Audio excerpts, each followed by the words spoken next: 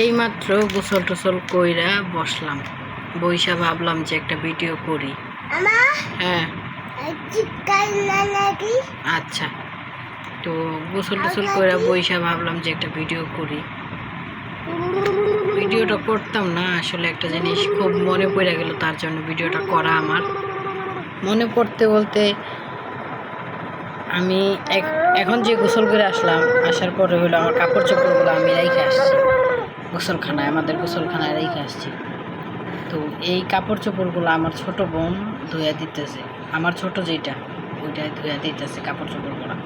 আমি আসছি আজকে 10-12 দিন হয়ে যায়। হ্যাঁ আচ্ছা, 10-12 দিন হয়ে যায়। এই 10-12 দিনের ভিতরে আমি বলতে পারবো না যে আমি আমার কাপড় চোপড়গুলো ধুয়েছি বা আমার প্লেটটা আমি ধুয়ে ভাত খেয়েছি, এটা আমি বলতে পারবো না। আমি যখনই আসি না কেন বাড়িতে, তখনই আমার বাচ্চার খাওয়া হইতে, গোসল করা হইতে, সব কিছু A to Z আমার বোন, আমার মা।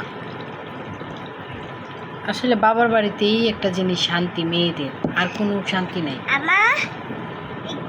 এটা পানি পোকা ফালাই দাও। তো বাবার বাড়িতে প্রত্যেকটা মেয়ে আসার জন্য কেন পাগল জানেন? এই কারণে পাগল, কারণ বাবার বাড়িতে আইসা নিঃশ্বাসটা বন্ধ করে আরাম একটু ঘুমাইতে পারে।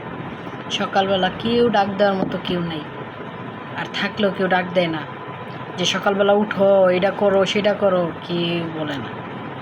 ওই ছোট্ট সন্তানটা, যে ওই ছোট্ট সন্তানটারও মা পালে, বোন পালে। আমার মেয়েটা একটু আরামে ঘুমাক, ওইটা কখনো বলে না যে উঠানটা ঝাড়ু দিলা না, ঘরটা ঝাড়ু দিলা না, ওইটা কেউ বলে না।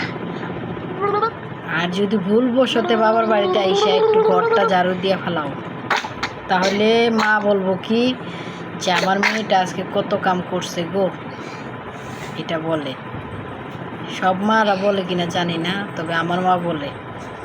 আমি কালকে গোসল করার পরে আমি আমার পায়জামাটা ধুইয়া দিছিলাম, ভাবছি যে প্রতিদিন মা ধুইয়া দেয়, বোন ধুইয়া দেয়, তা আজকে আমি ধুইয়া দিই।